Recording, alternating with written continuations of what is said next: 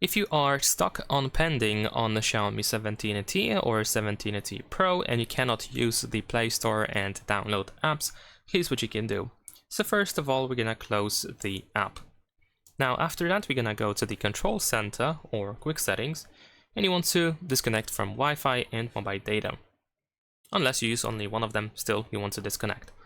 After that, you wanna go to settings. Then we're gonna scroll down and you want to proceed to additional settings over here. In additional settings, you should be able to find date and time, and you want to make sure that the date and time is set to be automatic. You can also make sure that the time zone is automatic as well.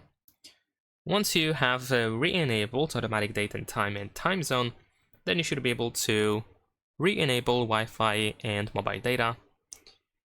And then you can just go back to the Play Store and you can try to download whatever you are trying to download. If you are still stuck on pending, you can just cancel the download and retry the download again. Also, you can restart your phone or reboot it if still it doesn't work, because sometimes a simple restart of the device can be actually quite helpful.